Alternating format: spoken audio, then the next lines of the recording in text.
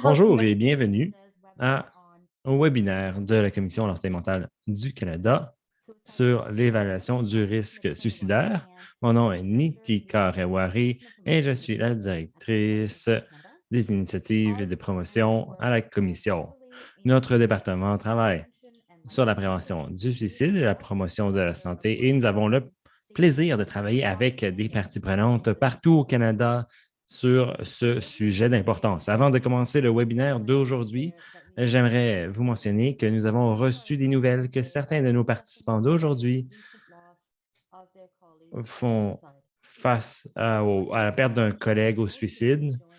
Nous voulons souligner qu'aujourd'hui, nous avons des connexions personnelles ou professionnelles au suicide et le travail de la prévention du suicide aussi euh, est bien sûr quelque chose de présent. Lorsqu'on reçoit la nouvelle de la perte d'un ami, un collègue, un être cher au suicide, eh bien, nous nous rappelons, oui, l'importance du travail de la prévention du suicide. Et si quelqu'un a besoin d'aide, durant ou après le webinaire, nous avons du soutien à distance par Mental Health First Aid. Nous allons vous offrir davantage de détails dans quelques instants. Je suis dans l'esprit de réconciliation. J'aimerais commencer par rendre hommage aux peuples autochtones de toutes les terres sur lesquelles nous nous trouvons aujourd'hui. Alors que nous nous réunissons sur une plateforme virtuelle à partir de toutes les régions du Canada, il est important de prendre un instant pour reconnaître l'importance du territoire que nous appelons notre maison. D'un océan à un autre, nous reconnaissons le territoire ancestral non cédé de tous les Inuits, Métis et membres des Premières Nations qui composent le territoire dans lequel nous vivons. Nous sommes reconnaissants d'avoir la possibilité de vivre, de travailler et de jouer ici et nous remercions toutes les générations de personnes qui, au cours des siècles, ont pris soin de cette terre et nous reconnaissons et apprécions profondément leur lien historique et actuel avec ce lieu. J'aimerais aussi prendre un instant pour reconnaître que demain, le 30 septembre, sera la première journée nationale de vérité et réconciliation que nous reconnaissons comme étant la journée du chandail orange. Les euh, tombes euh, sont un rappel, bien sûr, des enfants qui ont été enlevés de leur famille. Pour reconnaître cette journée, nous vous demandons de considérer la recherche sur votre région et ses racines autochtones, de porter un chandail orange ou d'écouter de la musique autochtone afin de rendre hommage aux survivants et ceux qui ne sont jamais retournés à la maison. Ce webinaire est présenté dans les deux langues officielles. Il sera présenté aujourd'hui en anglais avec la traduction simultanée en français. Ce sera possible de se connecter à l'audio en français en cliquant sur le bouton Interprétation au bas de votre écran et de sélectionner Français comme votre langue. Si vous rencontrez des problèmes techniques, s'il vous plaît, écrire dans le chat et nous ferons de notre mieux pour vous aider. Si vous aimeriez suivre les diapositives en français, veuillez sélectionner la vue Speaker. Le curseur entre la caméra du présentateur ou de la présentatrice et les diapos en anglais peuvent être ajustés, déplacés vers la gauche afin de mieux voir les diapos qui sont pinées, oui, en français. N'hésitez pas à poser vos questions dans la langue de votre choix à tout moment dans le chat. Vous pouvez le faire en cliquant sur le bouton Questions en bas de votre écran ou en utilisant la boîte conversée. Les questions seront traitées pendant la période de questions et réponses à la fin des présentations d'aujourd'hui. Pour faciliter la consultation, veuillez indiquer à quel présentateur votre question s'adresse ou si elle s'applique à tous les présentateurs et présentatrices d'aujourd'hui. Enfin, compte tenu des thèmes de la présentation d'aujourd'hui, je vous invite à prendre note du numéro de ligne d'aide de votre région. Samantha Fauteux aussi peut être rejoint par courriel et fournir de l'aide en anglais et en français. Elle est disponible pour la durée du webinaire jusqu'à environ 15h30, heure de l'Est. Nous allons ajouter des ressources dans la boîte conversée. N'hésitez pas aussi à rejoindre votre ligne d'aide locale si vous en avez besoin aujourd'hui.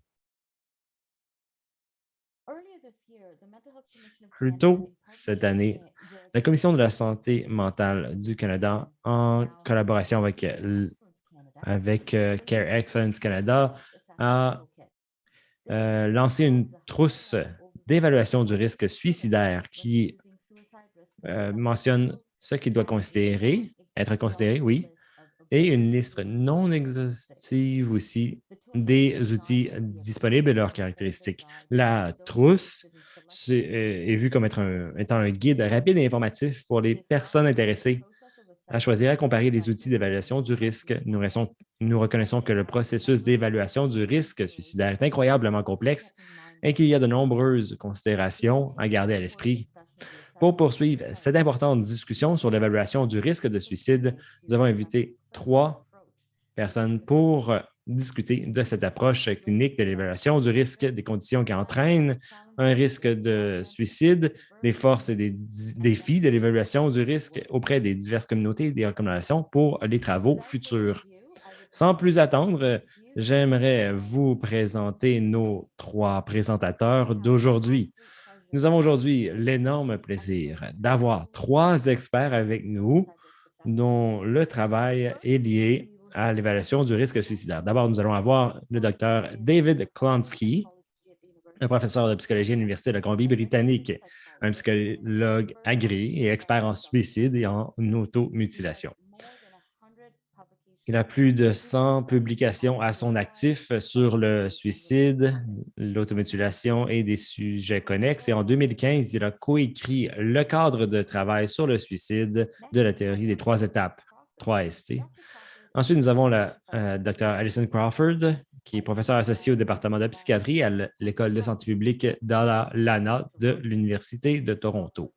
Elle est également psychiatre et clinicienne scientifique au Centre de toxicomanie et de santé mentale, où elle est médecin en chef du Service canadien de prévention du suicide et directrice des soins virtuels. La docteure Crawford a beaucoup travaillé avec les communautés circumpolaires dans le domaine de la prévention du suicide et avec le Conseil de l'Arctique. Enfin, nous accueillons le docteur Joseph Sadek, professeur agrégé de psychiatrie à l'Université Dalhousie et chef clinique et académique des soins aigus à l'hôpital de la Nouvelle-Écosse. Le Dr. Sadek a dirigé le groupe de travail sur la prévention du suicide de la Nouvelle-Écosse de 2016 à 2018 et préside actuellement le comité d'éducation de l'Association des psychiatres du Canada. Il a également développé un guide concis largement utilisé pour les cliniciens sur l'évaluation et la gestion du risque de suicide. Bienvenue à nos 3 présentateurs d'aujourd'hui. Le webinaire commencera avec une présentation du Dr. Klonsky. La parole est à vous, Dr. Klonsky.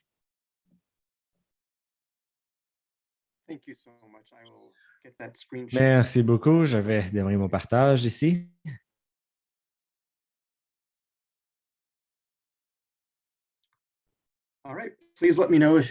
Excellent. N'hésitez pas à me le dire si vous ne voyez pas ma présentation. Je pense que l'on voit bien. Oui, on le voit. Très bien. Merci beaucoup de me recevoir aujourd'hui. J'apprécie cette opportunité. Merci beaucoup aussi de partager votre temps avec nous aujourd'hui. J'aimerais aussi remercier spécifiquement Megan, la personne avec qui on a probablement partagé 70 courriels pour préparer tout cela. Le sujet, comprendre le risque suicidaire. L'idée est que si nous pouvons comprendre le risque du suicidaire, oui, et avoir une explication du risque suicidaire, eh bien, on peut utiliser cette information pour mieux éclairer l'évaluation du risque suicidaire dans des contextes cliniques variés et des contextes d'application que l'on a traités selon les différentes personnes et les différents contextes. Étant donné le temps imparti, je vais regarder les points essentiels et beaucoup de points seront restés non répondus, mais il y a du temps pour les questions-réponses. Et ensuite, si vous voulez connecter, n'hésitez pas à me rejoindre. Ce que je vais expliquer aujourd'hui dans le temps imparti est que je pense que nous pouvons bien comprendre le risque du suicide selon 4 facteurs. Les conditions d'une façon efficace. Je vais donc mentionner que si on comprend la douleur, le désespoir, si l'on comprend les liens relationnels où non seulement ils ont des bonnes relations, mais aussi sont en mesure de bien connecter, et aussi leur capacité de commettre l'acte, eh bien, nous pouvons en arriver au risque suicidaire d'une personne. Passons tout cela en revue avec des explications sur ce que l'on veut dire par ça, et ensuite passer la deuxième partie sur la façon d'approcher l'évaluation. Douleur et désespoir. Si on commence avec tout cela.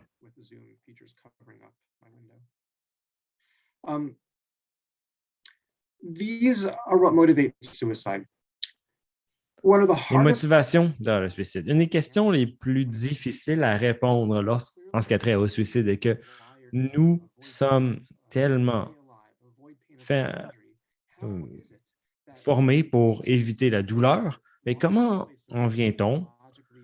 Bon, des personnes évolutionnaires, logiques, choisissent de se suicider. Eh bien, pour répondre à cette question, il faut comprendre que nous sommes non seulement cela, mais aussi des personnes profondément behaviorales, comportementales. De façon évolutive ou évolutionnaire, nous sommes faits pour éviter la douleur, mais aussi, même à un très jeune âge, on est attiré par la douleur. Par exemple, toucher un rond qui est chaud quand on est jeune pour ne plus le faire. Alors, la vie a certaines composantes aversives, douloureuses, et des composantes font en sorte qu'on ne veut plus que ça se produise. Bien sûr, on n'est pas simplement des créatures comportementales, nous avons aussi des pensées. C'est pourquoi le désespoir fait partie de la motivation du suicide. Parce que si on sent que nos circonstances peuvent s'améliorer avec le temps, avec des efforts, aussi, il peut y avoir une certaine séquence dans les événements. Eh bien, l'espoir va être d'améliorer nos conditions. Mais si l'existence est douloureuse, aversive, eh bien, nous désespérons par rapport à l'amélioration de nos conditions. Et peut-être que d'être en vie n'est pas pour moi dans ce cas-là. L'utilisation de la douleur peut être assez générale, comme dans les fondements des expériences behaviorales où on demande le genre de punition va encourager les personnes à arrêter ou de faire un certain comportement. La réponse est tout ce qui est aversif. Un choc électrique, un bruit, l'exclusion sociale. Bien sûr, ça s'applique à une diversité de choses que l'on peut trouver à tout un chacun. C'est spécifique parce que ce qui amène de la misère, de la douleur, peut être une question des relations d'une personne, des problèmes financiers, des maladies mentales spécifiques, de l'oppression et du racisme bien ancrés. La douleur chronique et des conditions médicales chroniques s'appliquent aussi. Tout ce qui rend la vie aversive va créer un déclencheur pour arrêter cette douleur. Et lorsque on jumelle cela au désespoir, nous avons une motivation au suicide. Bien qu'on n'a pas le temps d'explorer tout cela, il y a des données explicites sur la motivation du suicide chez 5 populations différentes, adolescents, adultes, populations de patients, oui, où environ 95 des personnes le mentionnent comme la plus grande motivateur du suicide, comme, bon, l'isolement social et autres. Maintenant, est-ce que la douleur va créer cette motivation? Qu'est-ce qui va, la connectivité, la relation est ce qui va attirer une personne, même pour les gens qui font face à la douleur et le désespoir. Si nous pouvons créer des connexions à la vie, la douleur peut vouloir la peine, même sans espoir que les choses améliorées. Et de façon alternative, si les choses importantes auxquelles nous sommes connectés et s'associent à la douleur est tellement vive que nous ne voulons pas nous engager dans des relations. Peut-être qu'on n'a simplement pas de bonnes relations. Eh bien, tout cela ne vaut tout simplement pas la peine de garder cette douleur et ce désespoir.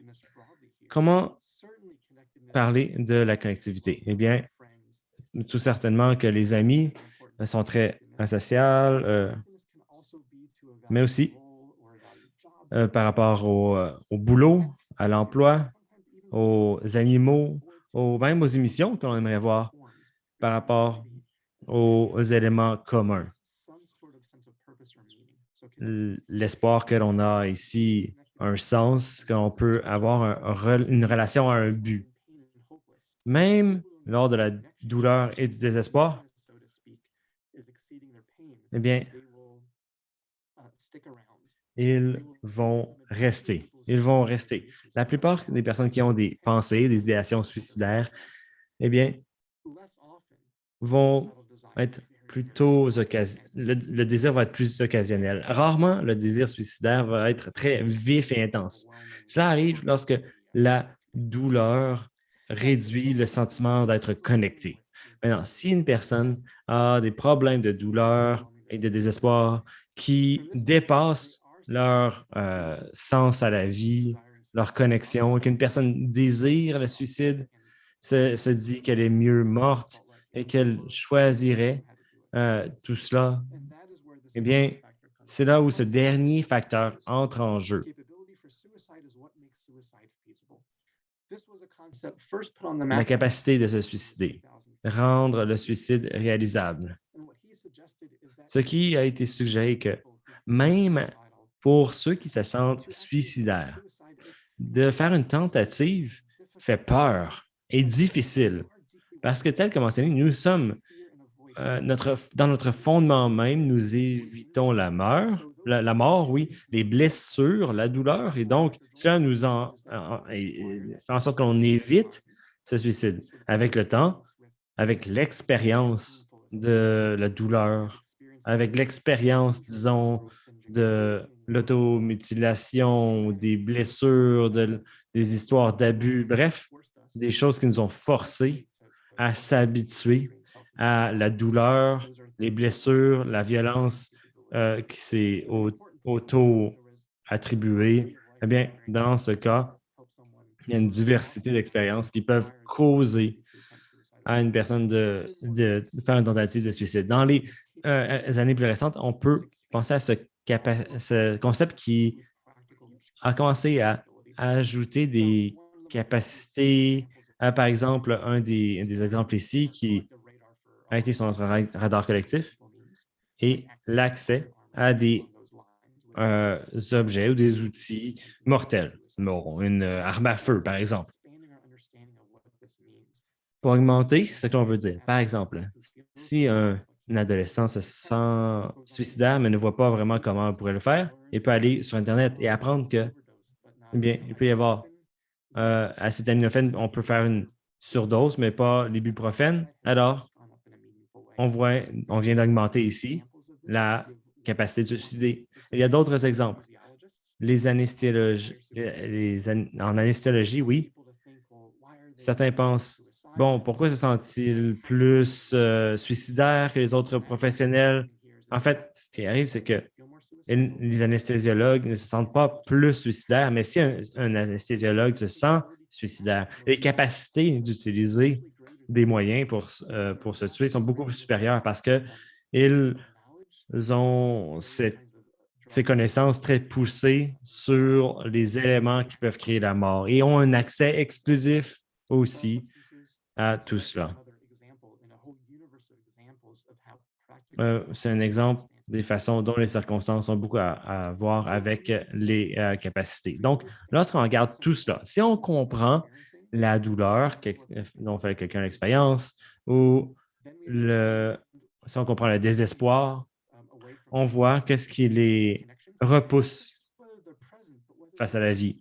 et leur capacité présente, mais aussi leur sentiment d'être connecté et apprécier ces sentiments. Parfois, même lorsqu'on a des sentiments qui nous gardent en vie, la douleur prend le dessus.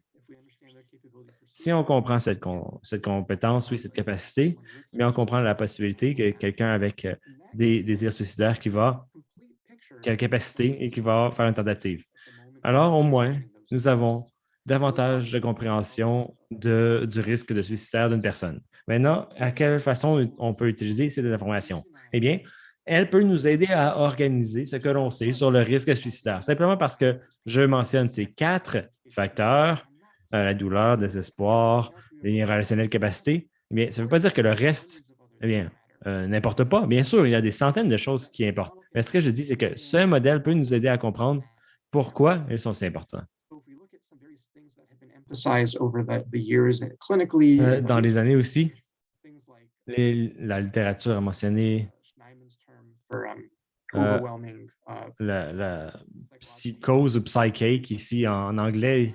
Euh, la plupart des troubles mentaux, des traits généraux, dérèglements émotionnels, anxiété, ce qui est corrélé aux prédicteurs de risque suicidaire, sont une contribution primaire d'augmentation de la douleur, en fait. Si on regarde des choses comme la littérature ou les publications sur le désespoir, perspectives pessimistes, là, que ce contrôle externe, puissance acquise, auto-efficacité, orientation vers l'avenir, et peut-être on pourra faire une contribution primaire sur les perspectives pessimistes. Et bien sûr, on peut s'auto-informer entre ces facteurs. Pensons ensuite à l'isolement social, la solitude, le faible soutien social, le faible sentiment d'appartenance. La lourdeur contribue surtout aux liens relationnels. Pensons ensuite aux capacités acquises dans ce construit, l'accès aux moyens, la connaissance des moyens et même des capacités de disposition. Par exemple, un tempérament qui évite moins le risque, eh bien, peuvent être des tempéraments, des attitudes, bref, des milliers de choses aussi qui ne sont pas sur cette liste, mais qui peuvent éclairer les risques suicidaires d'une personne. Il faut aussi remarquer que, bien sûr, ces choses s'auto-influencent. Par exemple, à certains moments, on peut voir que les choses peuvent s'améliorer. Si on voit la source de lien relationnel peut perturber les relations, bien ça peut être une source de douleur et réduire l'espoir, donc augmenter au désespoir. Donc, bien sûr, il y a une influence mutuelle. Ce qui est intéressant ici sur ce cadre est que peu importe ce que vivent les personnes, c'est important de voir pourquoi ces choses sont si importantes. Les conditions pour le suicide, on voit qu'est-ce que l'on ne peut pas faire, mais qu'est-ce qu'on peut faire. Lorsqu'on fait une évaluation, le plus grand risque est de penser que si on ne fait que simplement bien comprendre, bien faire les choses, on sera en mesure de prédire l'avenir. Mais ce n'est pas vrai. Une des implications de ce cadre est qu'on ne peut pas prédire avec précision l'avenir parce que même si l'on comprend très bien la douleur, le désespoir, les liens, les capacités d'une personne, ces choses varient avec le temps. Difficile de dire si le désespoir va subsister, va être réduit avec le temps, si les sources de liens pourraient être coupées ou s'améliorer, même dans un court laps de temps. Et tel que j'ai mentionné, même les capacités pour le suicide peuvent changer avec le temps. Par conséquent, nous pouvons comprendre un faible risque de suicide. On ne peut pas arriver à 100% de précision, mais c'est impossible de prédire l'avenir. Il faut comprendre tout cela. Mais ce qui est étrange, c'est que ça peut être assez alarmant dans le monde de la risque de suicide, mais c'est simplement un fait.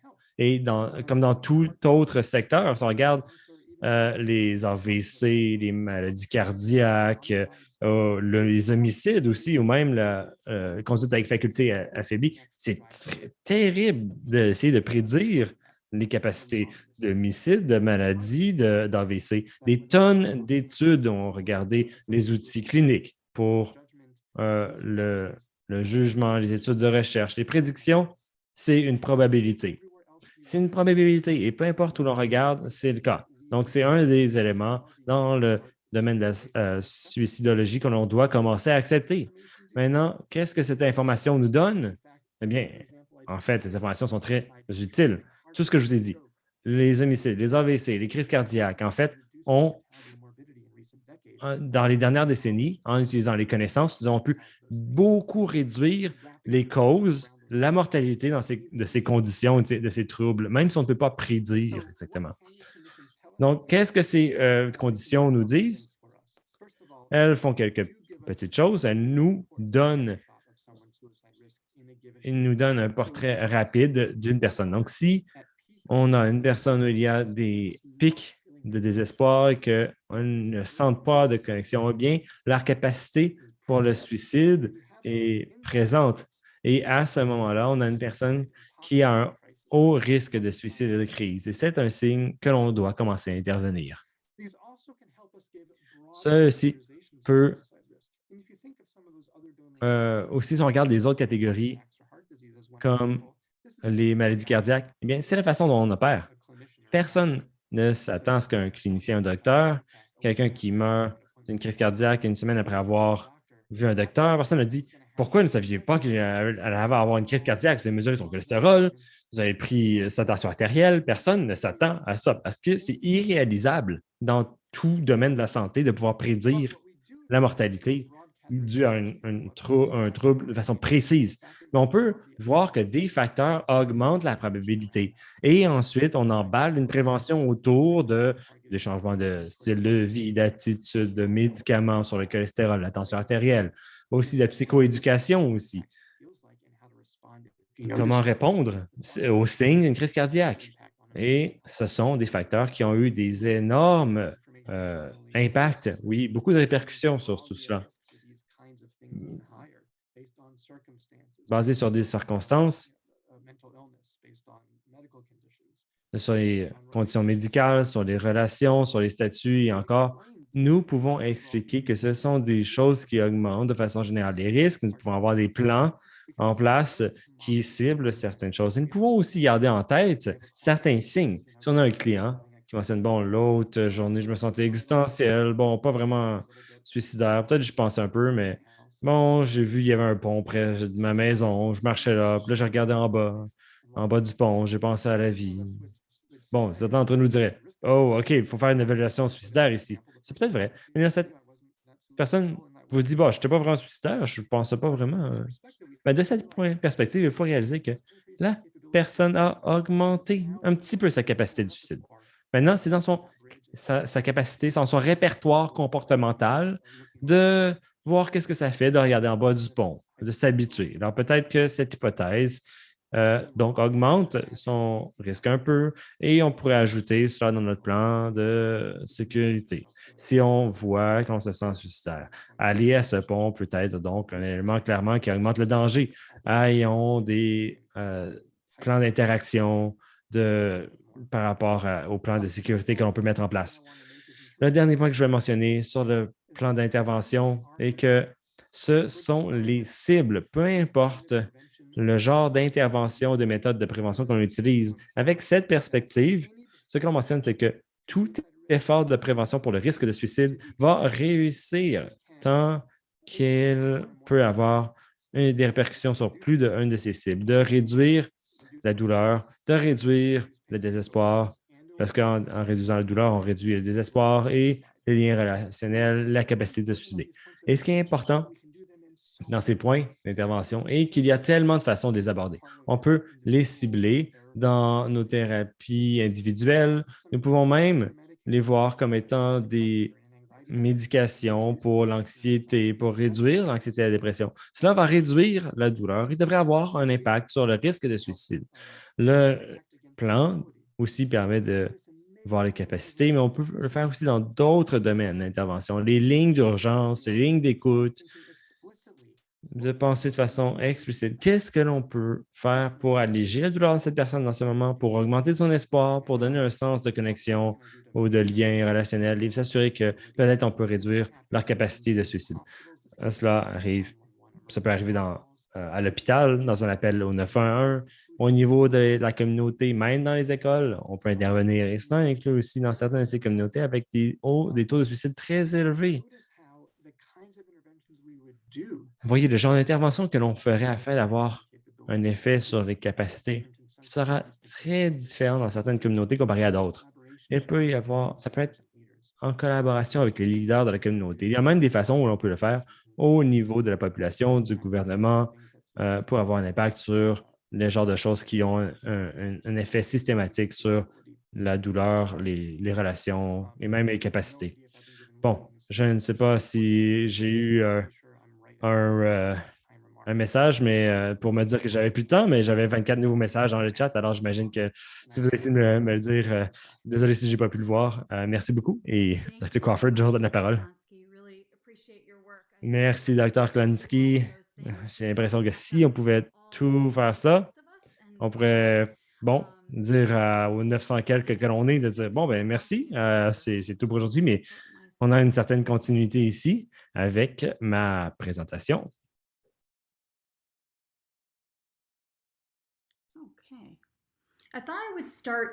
Eh bien, j'aimerais commencer avec cette, euh, ce dessin de Shuveni Ashuna, qui est une artiste du Nunavut. J'ai un énorme privilège de lui parler de ce travail qu'elle a décrit comme étant des mondes dans des mondes dans des mondes. Parmi qu'est-ce que tout cela, disons, de vivre dans des mondes qui sont interreliés dans un même monde. Je vais parler de sécurité culturelle dans le contexte de l'évaluation du risque suicidaire. Et je pense que c'est une bonne position, bref, une bonne façon de se rappeler non seulement du monde, des gens avec qui on interagit, mais aussi des, de l'intersectionnalité. La plupart d'entre nous avons des postes sociaux différents. Le point central est que nous soyons cliniciens, chercheurs, législateurs, autres, nous avons tous et toutes des politiques qui ont un effet lorsque l'on parle avec d'autres personnes. Je suis une Canadienne de première génération. Mes parents sont irlandais et écossais. Je suis une mère de deux enfants Inuk. J'ai travaillé dans le Nunavut et dans d'autres contextes circumpolaires et arctiques et je me sens bien connecté à ces communautés. Cela me ramène donc aux racines de ce travail. Aucune divulgation ici, autre que dire que ce travail a toujours été un effort de collaboration. Ces pages ici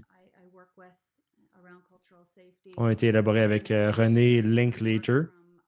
Je vais partager un peu du travail qu'on a fait au projet Creates. Ça s'appelle le projet Creates. Et avec beaucoup de membres de l'équipe, nous avons partagé nos connaissances là. Objectif d'apprentissage.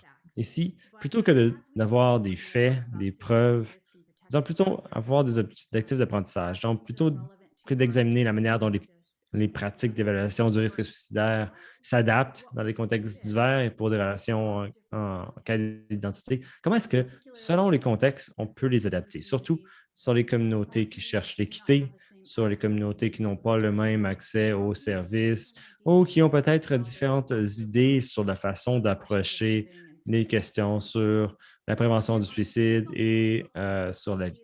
Je vais parler de sécurité culturelle, qui est un concept beaucoup plus connu et discuté. Je ne vais donc pas m'épancher sur cela, mais on va parler surtout de sécurité culturelle et d'évaluation. Je voulais mentionner ici comme contraste ce modèle par Hawkins et collègues a été bien utile pour arriver à une compréhension du suicide. Je crois que c'est bien intéressant de changer le dialogue d'une façon où on peut centrer où sont les voies du risque. voir une perspective longitudinale. Dans différentes communautés, ce qui me frappe est l'accent que l'on met sur le risque individuel dans le temps et très peu d'accent sur, on le voit dans le bas à gauche, ici, sur le contexte social et les circonstances de vie des personnes, des groupes, d'une façon que ces déterminants sociaux ont ici un effet sur le risque et des facteurs de protection aussi. De façon similaire, je pense que en tant que cliniciens, nous avons des problèmes entre les deux mondes, nous sentons la pression dans les dossiers électroniques. Which comes back to this kind of approach, familiar to many of you, the sad person's approach, which just sort of checklist, which risk factors. Par exemple, la liste de contrôle SAD Persons. Quels sont les facteurs de risque? Avec un total, on sera en mesure de dire si le risque est faible, moyen, élevé, et c'est un peu relevé à ce que ça revient à ce que mentionnait le docteur Klansky. Qu'est-ce que l'on fait ensuite lorsqu'on applique ces connaissances dans un contexte de recherche? Je voulais le mentionner de façon plus générale parce que c'est aussi bien important à l'aspect de sécurité culturelle, de comprendre et que l'on comprend les différents contextes. Ce que vous voyez ici est un graphique sur les taux de mort par suicide dans les 4 régions inuites du Canada. On voit que les risques sont élevés dans ces régions, mais il y a aussi des bonnes différences entre les régions. Ce qui mène à ce genre de taux, eh bien, si par exemple, on utilise une liste de sad persons, je pense que le contexte va clairement être évacué. Un des grands facteurs de compréhension est, par exemple, dans ce modèle de Houghton, on voit le risque dans le temps et la personne. De façon plus importante ici, et le risque sur une plus longue période de temps, dans un contexte historique, et comment ce contexte historique a des racines dans le présent et a été perpétué. Donc, de la colonisation et tous les effets qui en découlent, des communautés jusqu'aux familles, jusqu'aux personnes, et comment cet impact se reflète sur les personnes dans le moment. Cela n'a pas toujours informé les contextes de traitement. La participation collaborative pour soutenir la résilience et la force, oui, est vraiment une bonne chose plutôt que de simplement voir les risques, en particulier chez les personnes. D'autres chercheurs se sont portés sur tout cela, Lawrence Kiermaier et autres. Dans ce modèle, on voit les facteurs sociaux, communautaires et d'autre côté, leur alignement avec les facteurs individuels. Le travail de Chandler et Lalonde, différents facteurs selon la communauté peuvent être intéressants, mais aussi, on regarde la continuité, par exemple, dans les exemples comme les mesures d'autonomie gouvernementale, les revendications territoriales litigieuses, le contrôle local sur les institutions, dont la santé. Voici ici la stratégie de prévention du suicide inuit. J'ai eu l'énorme privilège d'y participer.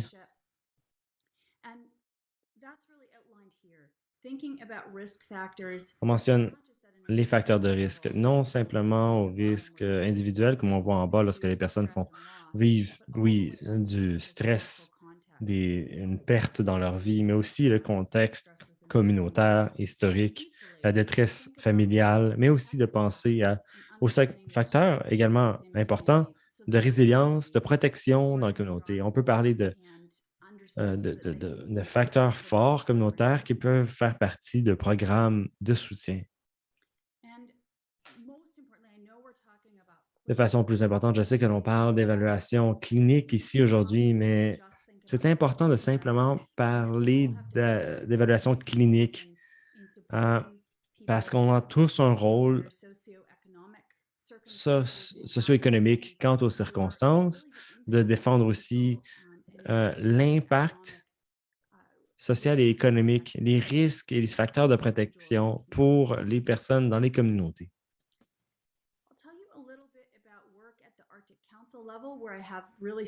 Au niveau du Conseil arctique, j'ai vu ce changement. En commençant en 2015, le Conseil s'est porté sur la prévention du suicide. Voici un article ici, lorsque les États-Unis présidaient le Conseil et la façon dont nous sommes un groupe de chercheurs et où nous avons regardé les meilleurs résultats, les données et la façon dont on a fait cette recherche basée sur les données.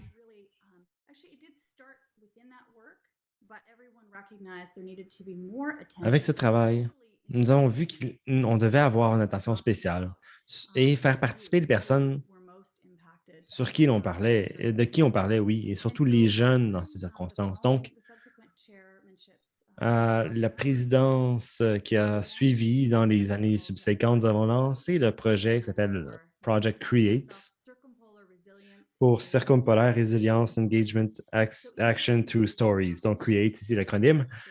Au début, par le narratif inuit pour voir ce qu'ils pensaient qui était important quant à leurs inquiétudes, leur résilience, leur désespoir. Dr. Plonsky's framework might apply here, but hearing from them, and I'm going to share a story. Bref, leur donner la parole. Je vais vous partager une histoire ici d'un des jeunes. Et ici, on a eu la permission, le consentement de le partager. C'est un narratif ici de Nikolai de l'Alaska, de Tuksuk. En le visionnant, pensez aux implications. Et ce qu'essaie de dire ici la personne ici par rapport aux forces, mais aussi aux facteurs de risque. We determined earlier that it's better if I actually come right out of this and reshare. Je vais donc fermer ma présentation d'abord. It's fairly brief, just a couple of minutes.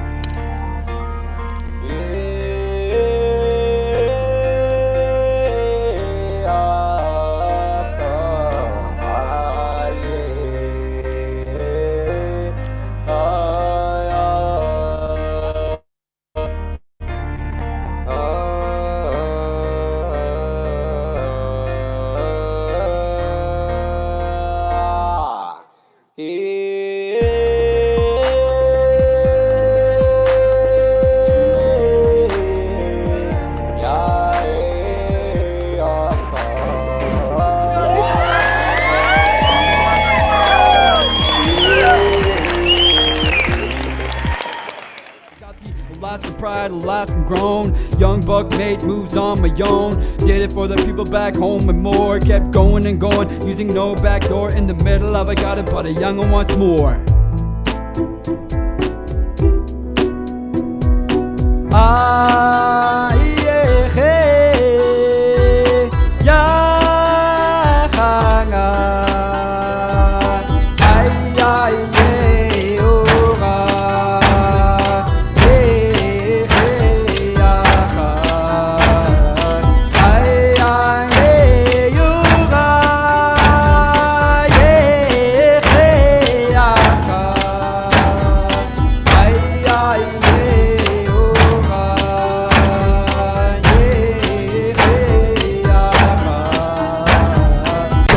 Telling the stories that were told, they're the key to my identity. It's worth more than gold, and the knowledge passed down is the reason we survive. From the Yupi keep the well and alive.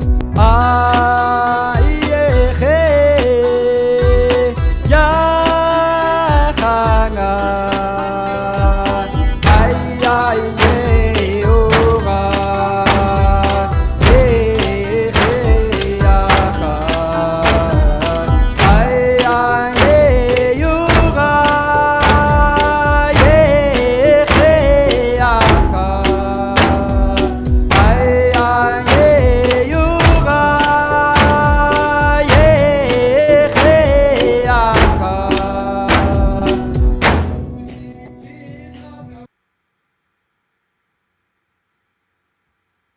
Okay, just get out of there and go back into my slides.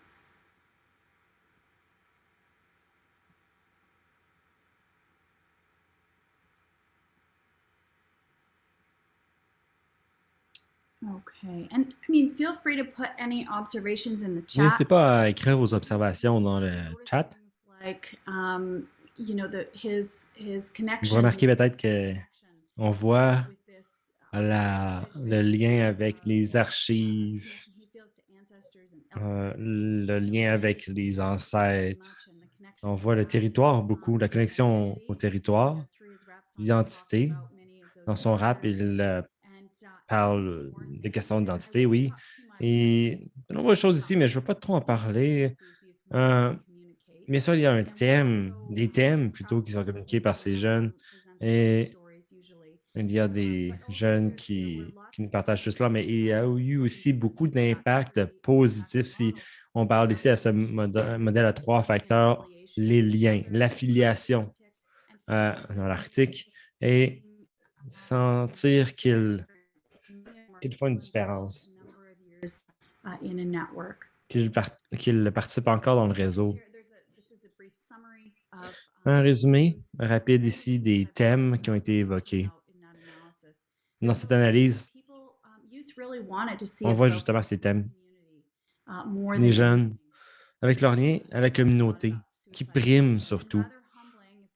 Aussi, si on regarde, vraiment beaucoup moins dans le contexte clinique. C'est assez une preuve de force ici. Là. Ici, je vais finir, je vais conclure en mentionner qu'est-ce que tout cela peut vouloir nous dire sur l'approche au suicide. On regarde ici cette sculpture de Jamasi Pizziola qui est bien.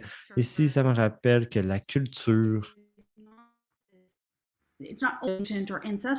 c'est pas une question ancestrale. Non, nous faisons tous partie d'une culture qui est en mouvance, qui se transforme. Le vieux modèle de compétences culturelles, on peut devenir compétent pour comprendre une culture, est très limité. La sécurité culturelle, de l'autre côté, c'est une question de position, d'attitude qu'on adopte en pensant à la culture dans nos interactions, surtout dans le contexte des soins de santé. Ce concept a pour origine la Nouvelle-Zélande chez les Maoris et cette définition provient de Sanyas. Si vous n'avez pas pris le cours de Sanyas, je vous le recommande sur la sécurité culturelle en ligne. C'est un cours en ligne, oui. C'est une question de sécurité culturelle définie par la personne qui reçoit les soins avec une confiance établie, mutuelle, un respect,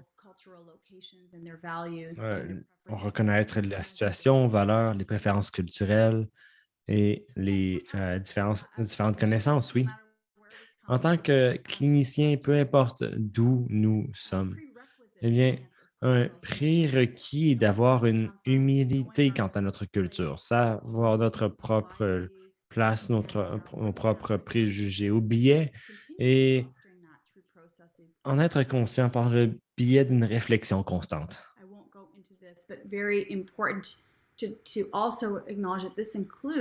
Cela inclut l'évaluation, la place pour la connaissance autochtone.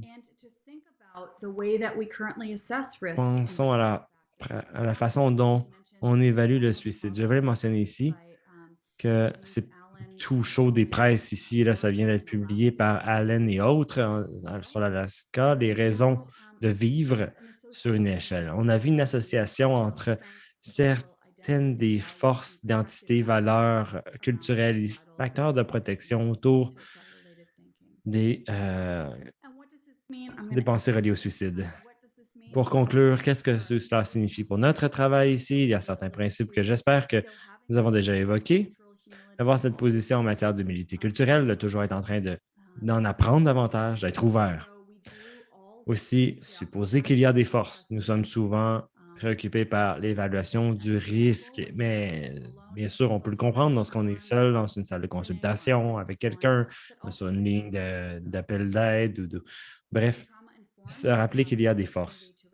Des soins tenant compte des traumatismes, on n'a pas beaucoup parlé, mais il y a un alignement entre la sécurité culturelle et le traumatisme. Le, prendre en question les circonstances d'une personne, l'holisme, l'évaluation de la sécurité culturelle. Pas voir si la façon dont on donne le service est sécuritaire de façon culturelle, mais plutôt demander aux personnes. Aussi, des connaissances, d'évaluation, concevoir des programmes basés sur la recherche, sur le leadership autochtone aussi, à l'avant-plan de ce travail. Quelques ressources ici. Les WISE Practices pour la convention d'avis et Hope for Wellness, la ligne de secours. Hey, Dr. Sadek, je vous donne maintenant la parole. Thank you very much. Thank you very much, Dr. Merci. Merci beaucoup, Dr. Crawford. J'espère que vous m'entendez bien. Oui. Très bien, merci. Je vais partager mon écran à ce moment. C'est un honneur. Je suis ravi d'être ici. Les deux présentations de Dr. Kanowski et Crawford ont été vraiment intéressantes, bien utiles. Je suis aussi ravi de voir que cela suscite de la discussion.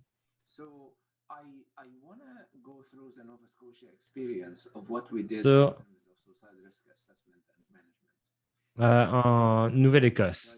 Maintenant, qu'est-ce que l'on a fait? L'expérience de la Nouvelle-Écosse. C'est une section assez brève, allons-y. Nous comprenons tous pourquoi la prévention du suicide est si important. Ce n'est pas un sujet, ce n'est pas des bricoles, c'est un sujet sérieux.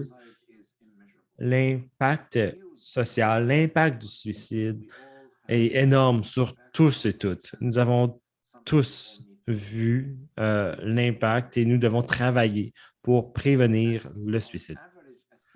En moyenne, un suicide affecte 6 personnes, surtout si c'est à l'école ou au milieu de travail, encore plus, des centaines de personnes dans ces cas.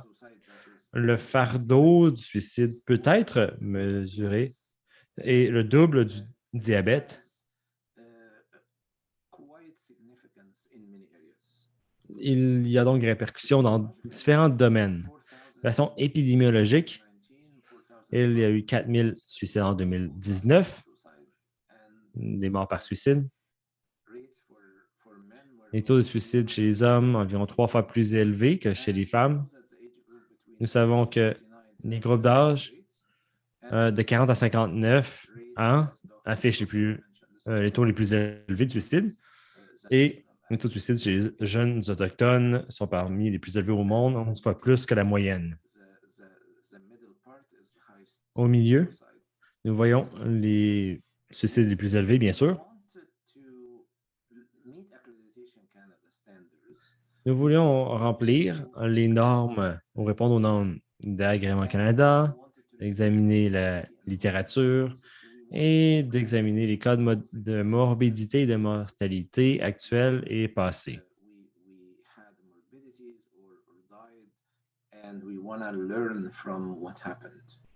Basé sur la morbidité, nous voulons apprendre qu'est-ce qui est arrivé.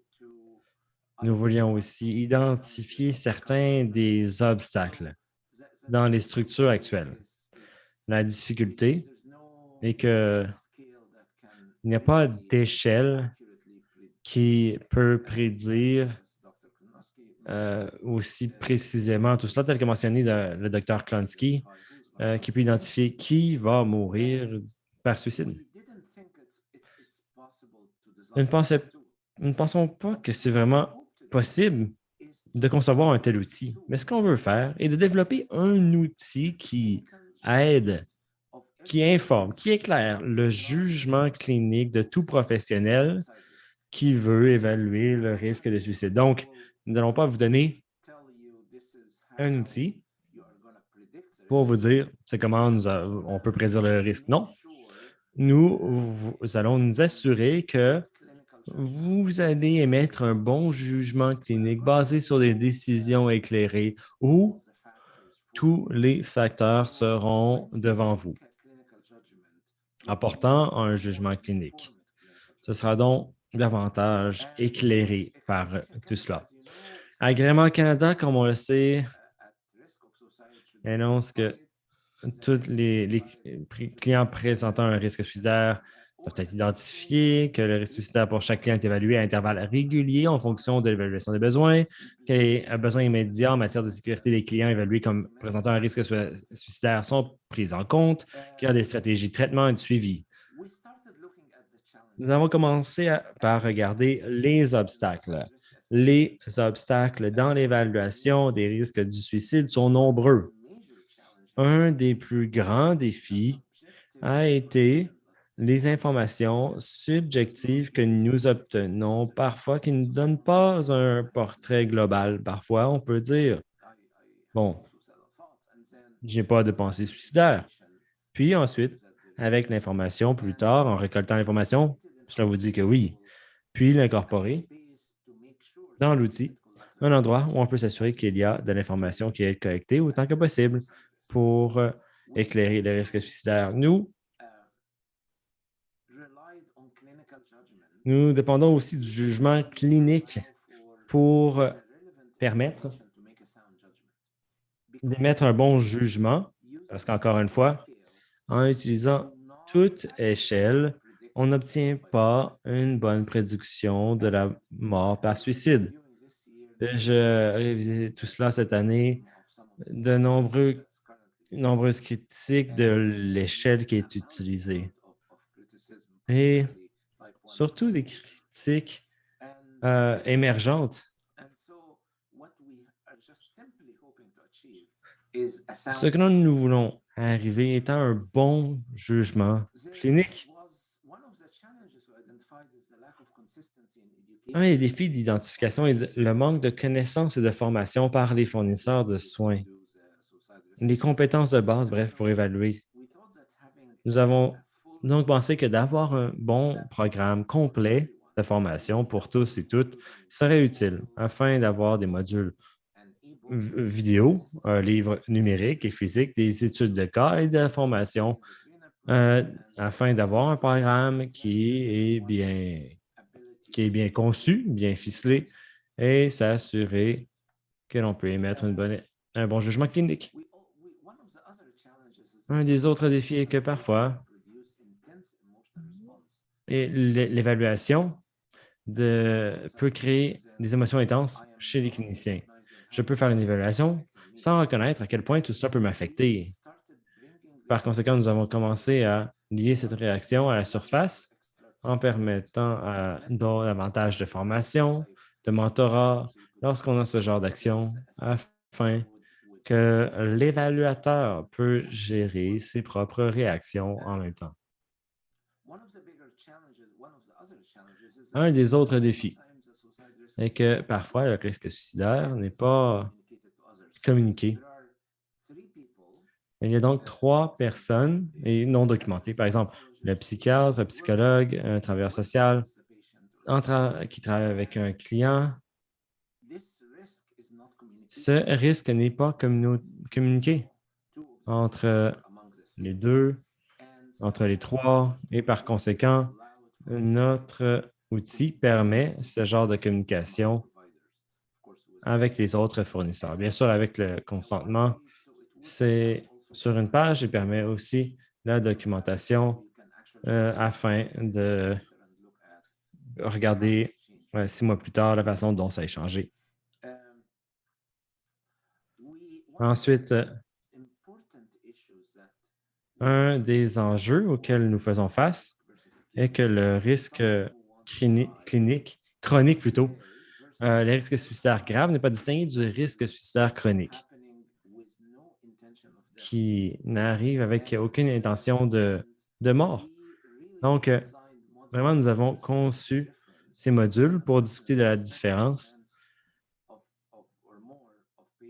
7% ou plus des personnes qui font de l'automutilation pourraient éventuellement mourir, oui, finalement meurent de suicide. Donc,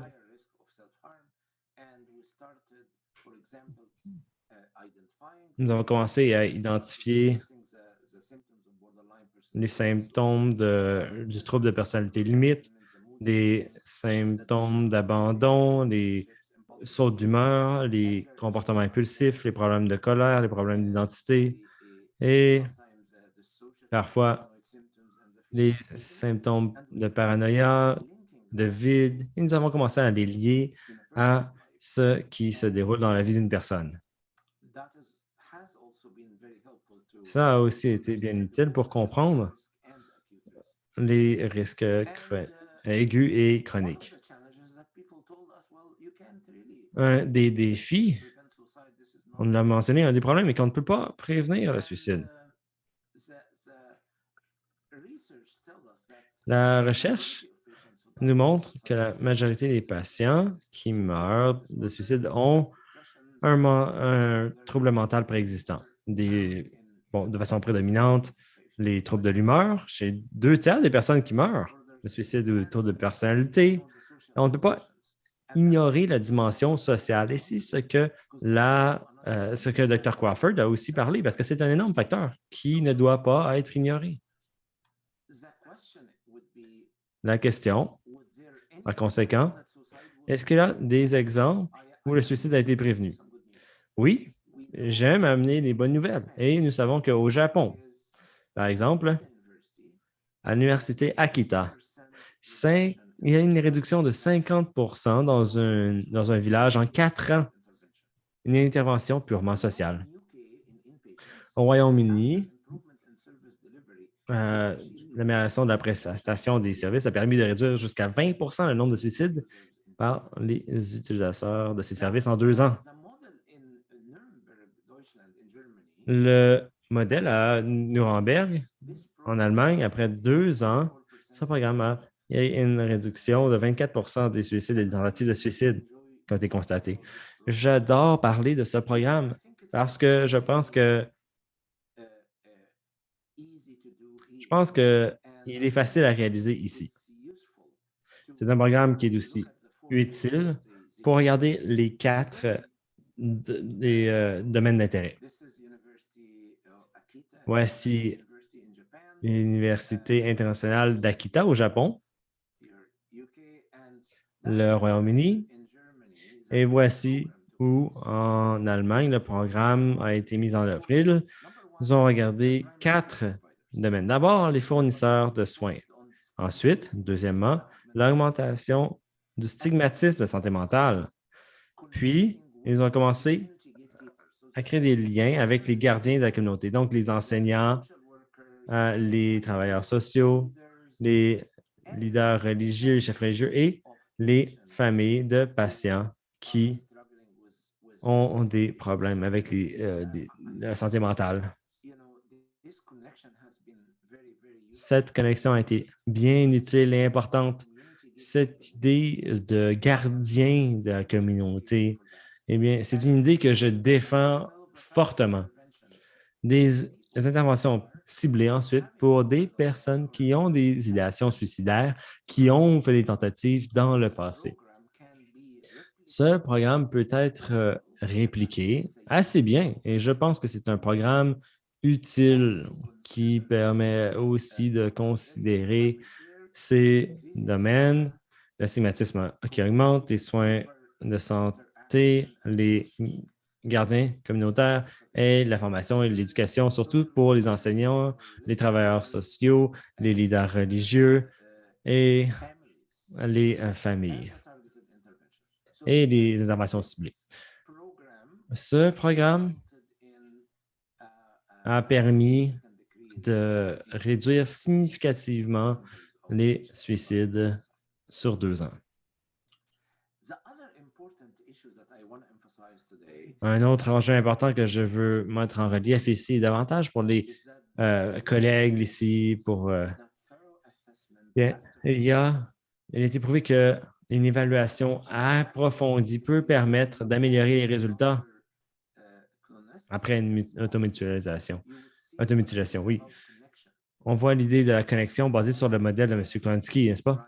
Et ici, ce que j'essaie de mentionner ici, c'est que une évaluation avec un clinicien qui est connecté avec une personne pourrait être thérapeutique. D'ailleurs, dans notre formation, nous avons mis l'accent le concept d'alliance thérapeutique. Qu'est-ce que l'alliance thérapeutique? L'alliance thérapeutique, c'est une question d'empathie, d'écoute active, de respect, de confiance, de soutien et de position non adversariale, de non-jugement, de fort intérêt afin de comprendre la personne et ses difficultés. C'est tout à fait important. Si je parle de suicide, est-ce que la personne a plus de chances de se suicider? Non. En fait, c'est d'ailleurs une fausse perception. C'est, je crois, une fausse croyance lorsqu'on parle de suicide comme quoi cela induirait ces patients, des pensées chez ces patients, oui.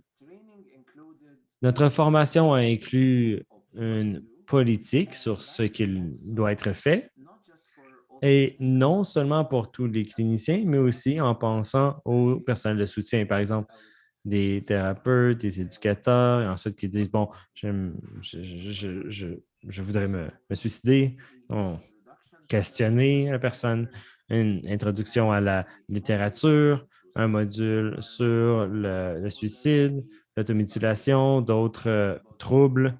On commence à parler des compétences clés, l'alliance thérapeutique, telle que mentionnée, qui implique l'écoute active, le respect, l'empathie, le soutien, une relation non adversariale, aucun jugement, pas de jugement, une empathie. Bref, identifier les risques de facteurs, les facteurs de résilience et gérer le risque.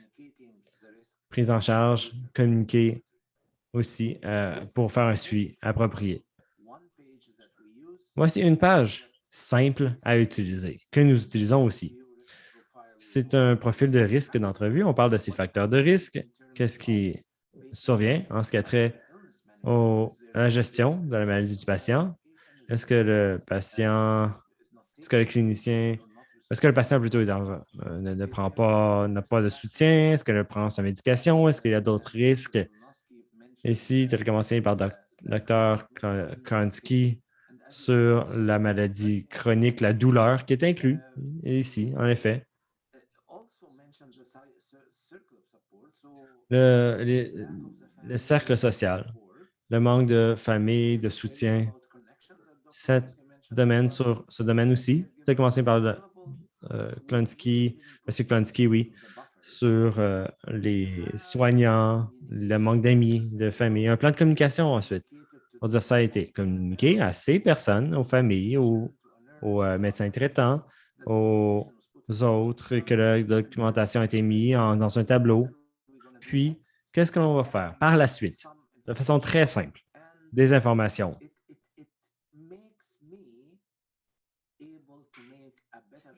Cela me permet d'avoir une meilleure décision, un jugement plus éclairé.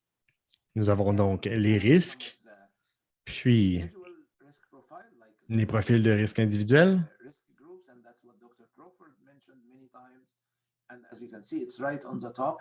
Comme on voit en haut ici, facteurs culturels.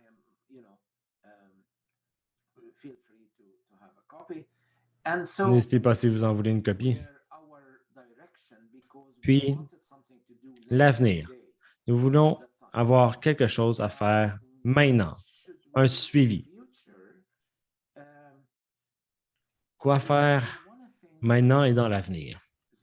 Nous voulons penser à des modèles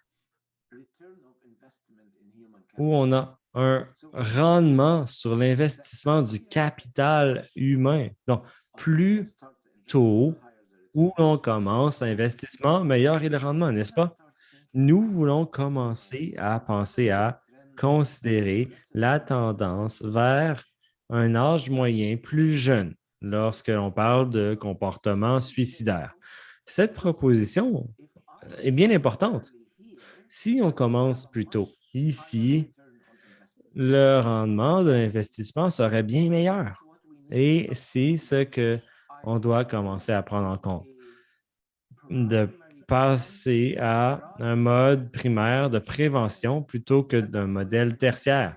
Et c'est là où je veux dire, très bien, que pouvons-nous faire aujourd'hui dans les communautés afin d'avoir des enfants en santé qui grandissent bien, afin d'éviter les difficultés qui suivent et ne pas aller dans cette direction. J'aimerais donc vous quitter avec ces mots ici. Si les patients ont des troubles mentaux, ils pourraient peut-être se rétablir plus tard et changer d'avis sur leurs intentions de se suicider et que les personnes soient soulagées. De nombreuses personnes sont soulagées d'avoir survécu à un suicide. Nous concluons généralement en donnant aux patients le bénéfice du doute et que tout ce que nous faisons doit contribuer à préserver la vie et non le contraire. Publié dans The Lancet, un énoncé bien important ici sur lequel je vais conclure. Merci beaucoup. Merci. Je vais repasser la parole à Nikita. Merci, Dr. Sadik, Dr. Kansky et Dr. Crawford. Vos présentations ont généré beaucoup de conversations dans le chat sur le partage des histoires, des expériences. J'ai été ému aussi de voir ces histoires qui sont partagées aujourd'hui. Certaines que j'aimerais m'amener à votre attention sur les vidéos qui ont été partagées aussi. Dr. Crawford, c'est les mots qui sont utilisés. Ils sont vraiment puissants. Ils m'ont fait verser une larme. On sent la lourdeur de la colonisation sur les ancêtres et on voit que la vidéo aussi dénote de l'empouvoirment, donc une certaine atomisation de cela. Aussi, je voulais mentionner l'enthousiasme avec lequel les 4 conditions que vous avez présentées, Dr. Klansky, est intéressante et à quel point elles ont été positionnées d'une façon à bien les comprendre et comment elles sont partagées. De plus aussi, les expériences partagées, Dr. Sadek, qui ont créé beaucoup de questions et d'intérêts. On parle ici du processus de l'évaluation, de la prévention du suicide et la façon dont la diversité est un facteur. J'aimerais maintenant regarder la boîte de questions. Je sais qu'on ne sera pas en mesure de toutes les répondre. Pour ceux qui nous écoutent, nous allons nous assurer que nous allons pouvoir répondre à vos questions et vous les amener. Je vais commencer avec vous d'abord, Dr. Klansky. Lorsque vous avez présenté, vous avez mentionné la douleur comme étant une des conditions. Est-ce que la douleur physique, donc ici, est aussi un facteur?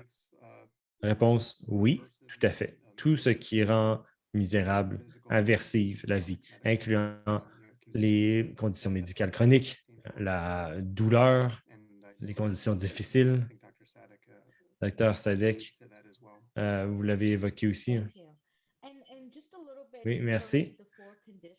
Sur les 4 conditions, la question qui est arrivée ici est si quelqu'un a la présence des 4 conditions veut se suicider, pourquoi est-ce que la personne a déjà décidé? Donc, pourquoi les lignes de détresse? Pourquoi est-ce que quelqu'un pourrait changer d'idée?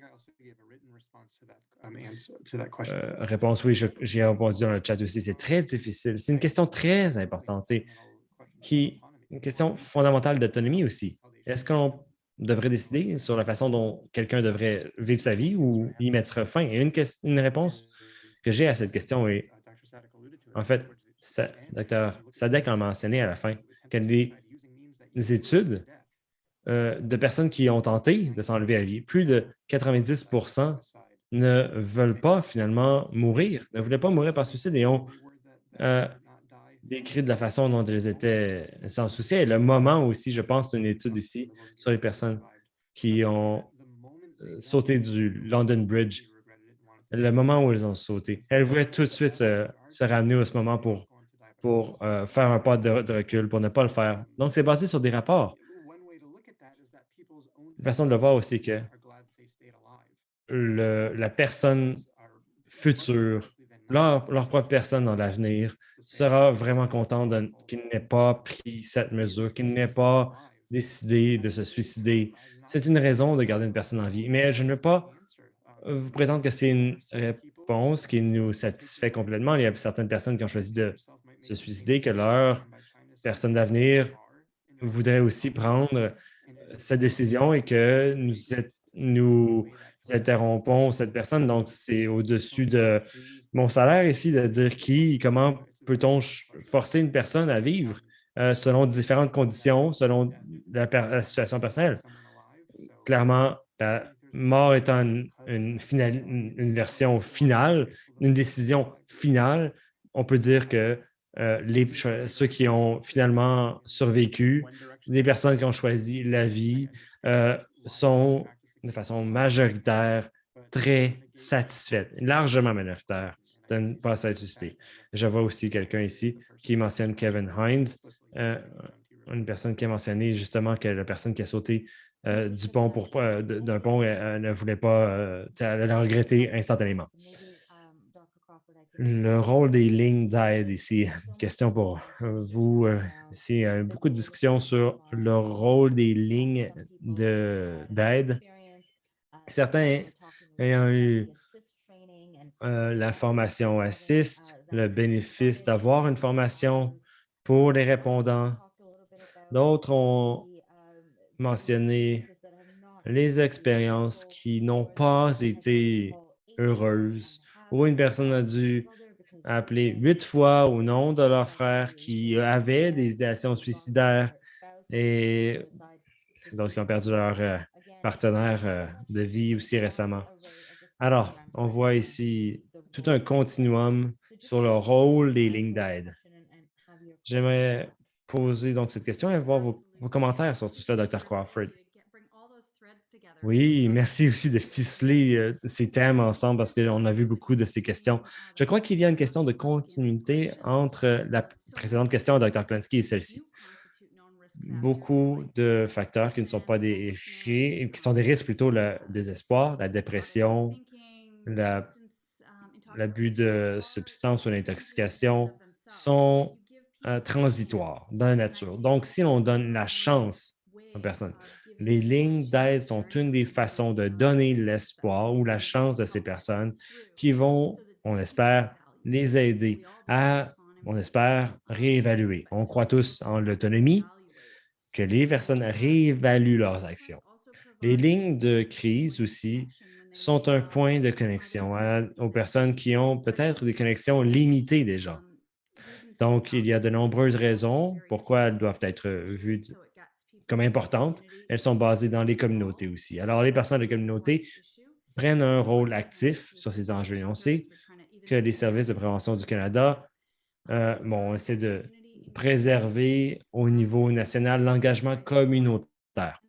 Il y a des preuves, oui, des données sur les lignes de secours, mais à cause de la nature de ces lignes, eh bien, il n'y a pas d'études longitudinales ou très longues. Il y a des exemples dans d'autres pays, mais il y a des preuves comme quoi la détresse est réduite plus souvent qu'autrement. Un dernier point, oui, il y a aussi des difficultés dans le contexte de la ligne de secours où elles ne sont pas bien connectées à d'autres aspects des soins de santé. Il y a du travail en Hollande, aux États-Unis, pour mieux connecter les services de secours pour que les personnes puissent être intégrées dans un système, dans un filet, plutôt que d'être simplement un point singulier de connexion.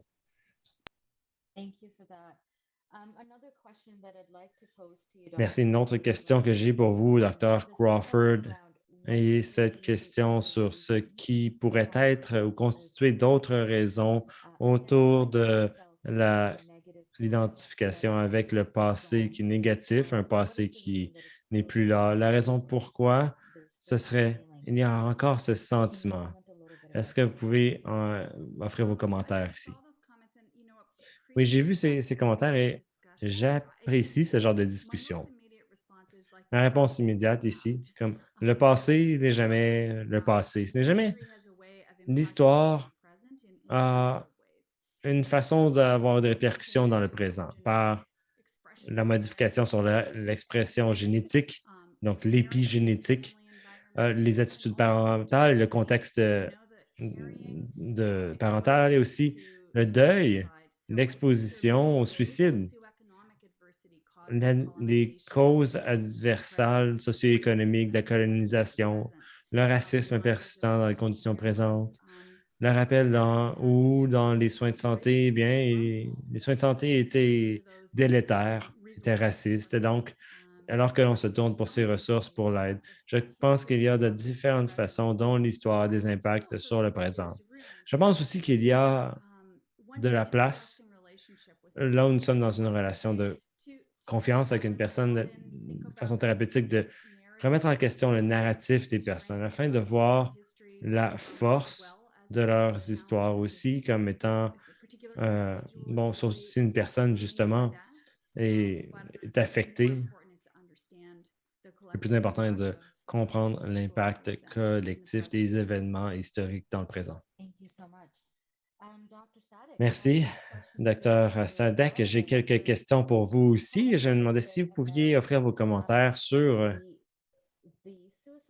OK, il y a un autre risque suicidaire qui n'est pas souvent ajusté.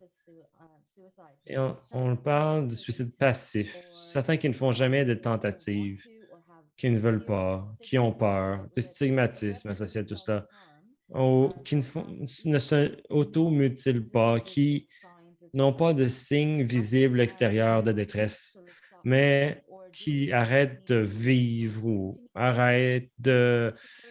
Bref, en espérant de mourir silencieusement ou tranquillement, calmement. Qu'est-ce que vous diriez sur cela, sur le travail que vous avez effectué en Nouvelle-Écosse? Comment répondriez-vous à ce genre d'attitude? I think that's a difficult situation that is C'est une situation difficile. C'est ici un domaine où une personne fait face à des symptômes de dépression, d'une dépression qui n'a pas été traitée et a eu libre cours pendant longtemps. Il y a probablement d'autres stresseurs.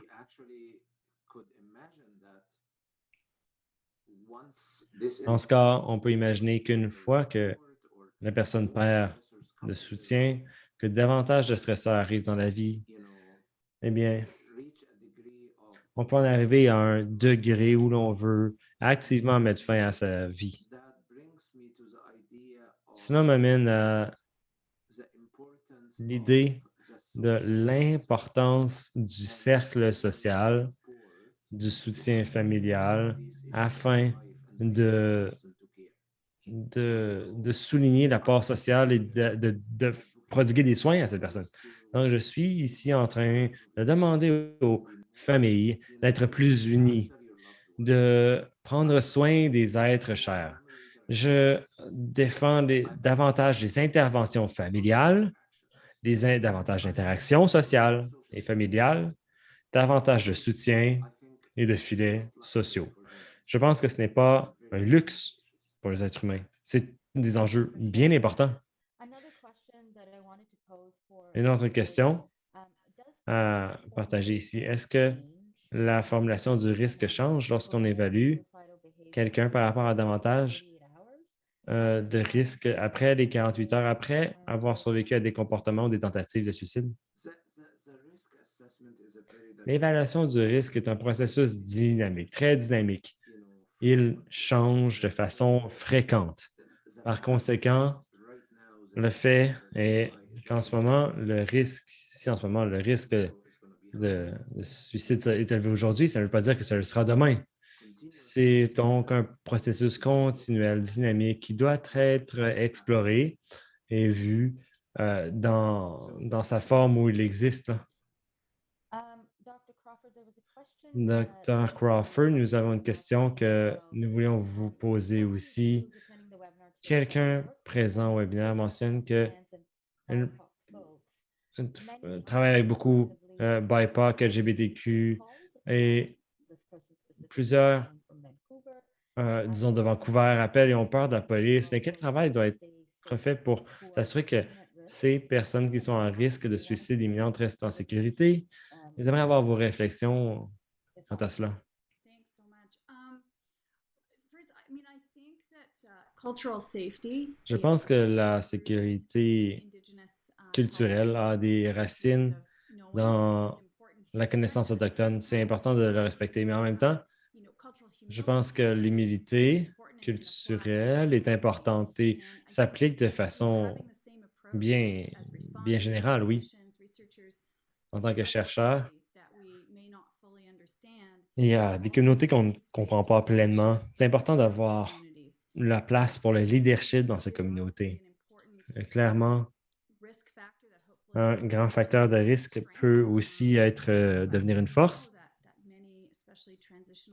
Nous savons aussi que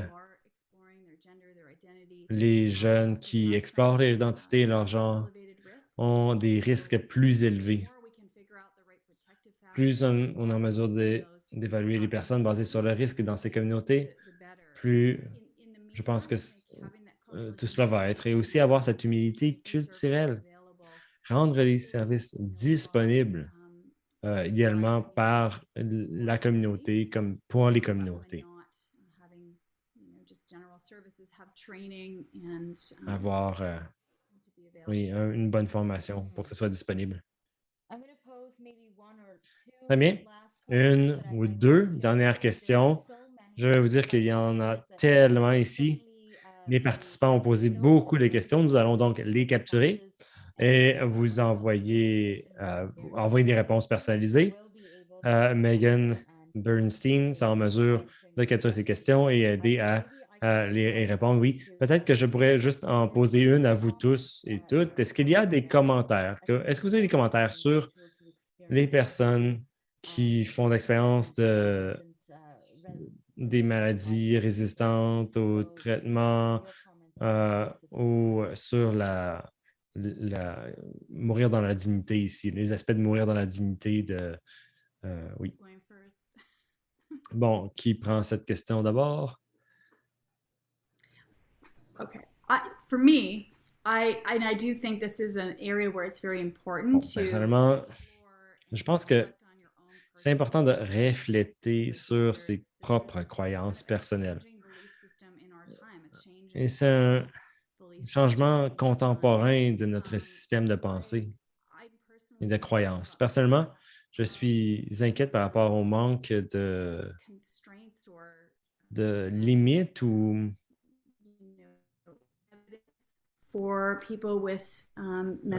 par rapport aux personnes qui ont des. Personnellement, je pense aussi que l'aide devrait être là, oui, mais il semble qu'on se précipite. Et la question ici est sur ce qu'on parle d'irrémédiabilité.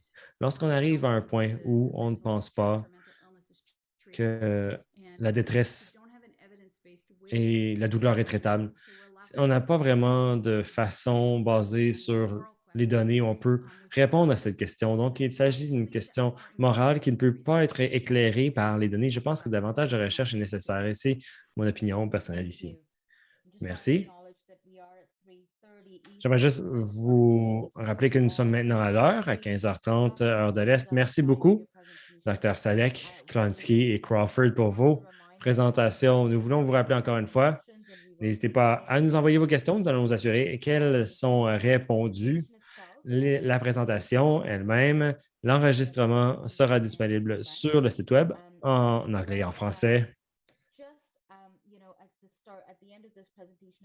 À la fin de cette présentation, j'espère que vous prendrez un certain moment pour répondre à nos questions de sondage et nous donner un peu plus de commentaires. Les questions que nous avons, s'il vous plaît, parlez-nous de vos connaissances sur le sujet d'aujourd'hui, avant et après.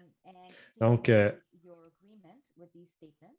indiquez votre accord sur les questions à l'écran si vous avez que vous avez appris quelque chose de nouveau, quelque chose qui s'applique à votre propre travail de prévention du suicide et si cette présentation a été pertinente pour vous. Encore une fois, j'aimerais vous remercier tous et toutes d'avoir été avec nous aujourd'hui pour une conversation aussi dynamique et merci à tous les panélistes d'avoir été avec nous. Merci et bonne fin de journée à tous.